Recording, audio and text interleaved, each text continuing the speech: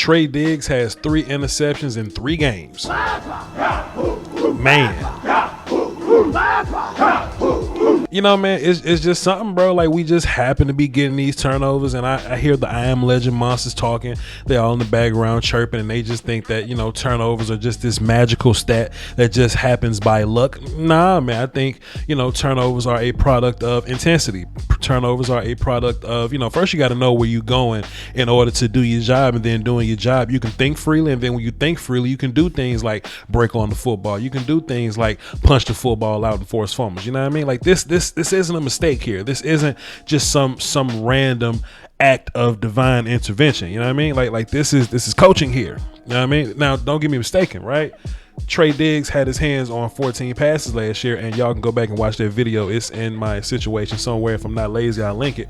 But this is the perfect example of, hey, if I'm not thinking, right? Let me get back to this point. If I'm not thinking, then I can just go out and play and react. And if I'm going out and playing and reacting, I can do things like read Jalen Hurts' eyes right now. Like, if you look at Jalen Hurts' eyes, like, Jalen ain't really looking Diggs off right now, you know what I mean? Which makes this even much more hilarious that we're gonna have to deal with Jalen Hurts for the next, you know, handful of years or whatever. Keep on staring us down, buddy. Keep on staring them first reads down. But Diggs was able to see that and key in on it, because maybe the scheme is a little more digestible than the one last year. I don't know. I just think that it's fun that, you know, I think this is who we are now. We're the defense. We're probably going to give up some of those big plays that we saw earlier that made a lot of y'all sick. You know what I mean? Some of those, you know, like the big pass to Goddard, you know, some of those bigger runs or whatever. We're going to give those. And, you know, the quarterback on the other side is probably going to, you know, rack up yards on us. But at the end of the day, the overall defensive performance is what's most important. Let's take a look at another clip. And look, this is the part that's most fun, right? Because, you know, there's going to be the people in the chat box that's going to go, but Voch, he's only beating up on Jalen Reagor and the rookie Devontae Smith. Like, what's he going to do when he runs into elite wide receiver talent? You know how they go. First of all, Jalen Reagor and Devontae Smith are both first round picks in their own right. So let's just kind of clean that up a little bit. And, you know, I would take that comment into some kind of, you know, consideration, but hey, Trey Diggs kind of shut down Mike Evans week 1. He had a really good fight versus Keenan Allen when they were lined up on each other week 2. You know what I'm saying? So I really ain't trying to hear none of your mess, I Am Legend monsters. You know what I mean? I think Diggs is like clear-cut cornerback number 1 now. Let me show you another reason why I think so. And here's another part that's interesting, that's kind of fun, right? That would lead me to believe that Trey Diggs is like clear cornerback number 1 right now. Is I think this thing developed over time, because in the offseason and, you know, camp time or whatever, we were saying, okay, he's going to stay on his side, and whoever cornerback 2 is going to kind of stay on their side. I think that's the thing. We've seen Trey move around a little bit. You know, we've seen him move in the nickel to cover Keenan Allen. We've seen him kind of go wherever Mike Evans goes or whatever. Hey, man, look, you're a wide receiver. You want to move around? I'm going to move around with you too, player. And I think that's, you know, that's another clear sign that we have a full-blown cornerback 1. Now, moving forward, the kind of guys that we're going to run into, like we got DJ Moore this week for the Panthers or whatever. I think he's food. Like Kenny Golladay coming up, he's food. I mean, they got some wide receivers over at the Patriots that I'm not impressed with. Food. You know what I mean? So I'm excited about the next few matchups for Diggs.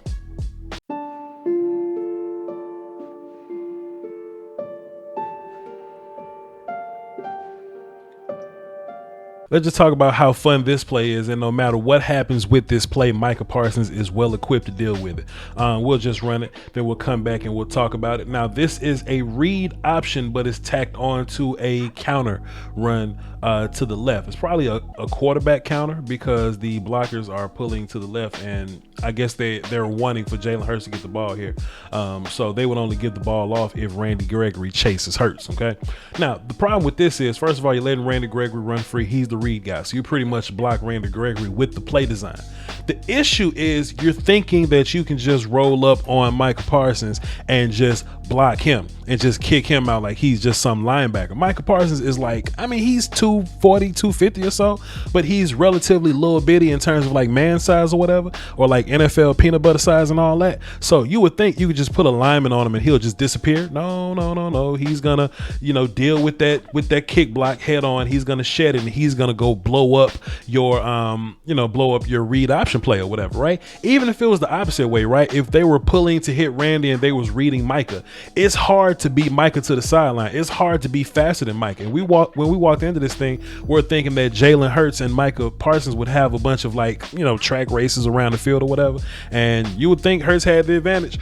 But hey, it's kind of hard to beat Micah to the sideline. You know what I mean? Like, you would think in this situation that Jalen Hurts would have the advantage over some edge player, over a D end. And this is where we got to get the round table going to get a real good discussion going on this, because Micah Parsons, whether he's playing edge or linebacker, he's a 4-3 guy, first and foremost. So in this particular play, opposite from the other one, we're reading Parsons now. And, when you're reading Randy, it takes Randy out of the play because it's just designed to take Randy out of the play. Where if we're reading Parsons, you would think that it takes Parsons out of the play. And Parsons kind of does take the running back here, right? But Parsons is just so athletically gifted. He could just plant his foot and he could just beat Jalen Hurts to the corner. And that is special. That is interesting. That is strange. And if you're not a Cowboy fan, that's pretty damn scary. In a second, I'm going to talk about consistency. But first of all, I just kind of want to talk about this front here. You got Kearse and Hooker kind of down closer to the box. Something we just need to keep eyes on.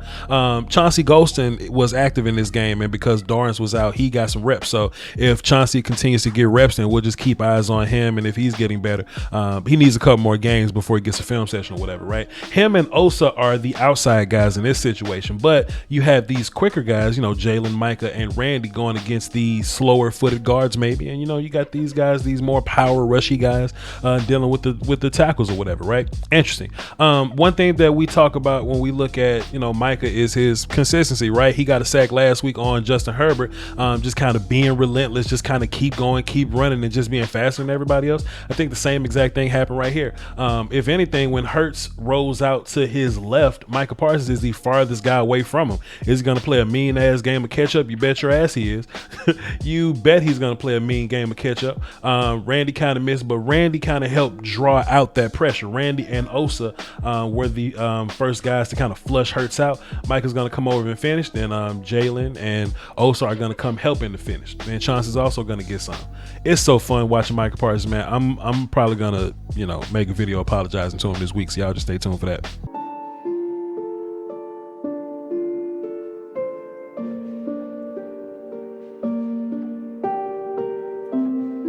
Now, before I say this, I think if we've learned anything in 2021, I think that it's important to have depth players. I think as a team, we're more equipped to do better with depth players, but you still need as many depth players as you possibly can, because we see situations where some of your starters are missing and your depth players are playing some really good minutes for you. You know what I mean? So I just wanted to say that before I say this next thing, right?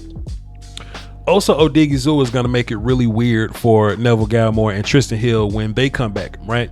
And I know y'all love to kick people off a bridge, but hey, just imagine if you kick Cedric Wilson off a bridge and then Michael Gallup got hurt, or you kick Jalen off a bridge and then Parsons got to go play in and now you ain't got linebackers, right? Like, just hold on to you guys and quit trying to cut everybody. That's my rant versus I Am Legend Cowboy fans.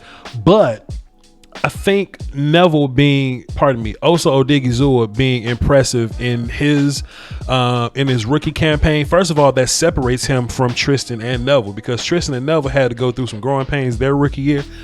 Osa isn't the guy that he's going to be next year. He's going to be ridiculous next year, but he seems to be a tad bit more productive than Tristan and Neville were their rookie year. So that's going to make things interesting, right?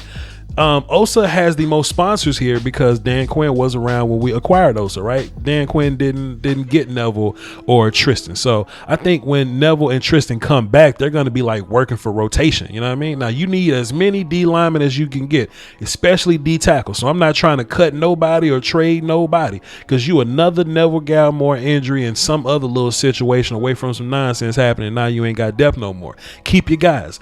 But just from what we've been seeing from Osa Odigizua, he's right here. Just what we've been seeing from him these first 3 games or whatever. First and foremost, a lot of y'all like to say, the Eagles guard got hurt. He's beating up on the backup. Look at the offensive lines, that you're gonna line up against this, this year. There's gonna be a lot of guys that we can take advantage of on the inside. Osa Odigizua is gonna be lined up against a lot of dudes like this. So when you see him come off the ball, punch somebody in the chest, extend, shed, and rip to go get a sack, there's a lot more of that coming, I believe. Same here, right? And we knew it when we were watching preseason. If y'all watch my preseason videos, y'all go find that because I'm not going to link it because I'm lazy. Dan Quinn made Osa play a lot of snaps in the preseason, like damn near the whole game, every single game, because he knew that Osa as needed to be in shape. He needed to be ready. He needed to play. And I think that's kind of paying off for Osa. It seems to be in pretty good game shape because we worked his ass out in the preseason, right? Once again, we see him coming off, punching, shedding, and that's what this defense was kind of missing last year, those punch and shed, release, go run guys. Osa's pretty good at that because that's what he was doing at UCLA, you know what I mean? So when I say this is kind of going to get weird for Neville and Tristan, whoever starts is whoever starts. I think they're all going to play. I think they're going to find a healthy rotation for all those guys, and whoever's not playing is just going to be a really good, rotational depth dude or whatever. But I think Osa is good enough to really make this thing a fight. And hey man, I just kind of want to see what this defense is going to look like when all the dogs are back, when D-Law is back, when Donovan is back, you know what I mean, when Neville and Tristan are back, when we got the full complement of characters, when Boss Man Fat possibly takes the job from Anthony Brown, because that's really what we want. Let's see what really happens when all the dogs come back. We got a long season to go, and I just think we just got to slowly but surely take these lessons that we get every game. We got 14 more games to learn and get in mid-season form, but when we get in mid-season form, at that point, it's not about who's the best, it's about who gets hot. I want to be hot when it's time to judge mid-season form. All right, we got another film session coming and a Micah Parsons apology video possibly. Say that 5 times fast. All right, y'all follow me on Twitter, VOCHLOMBARDI, and stay tuned for the rest of the work. And y'all hold down for the Doski Woski and Peace Whiskey, man. Catch y'all next time. Peace.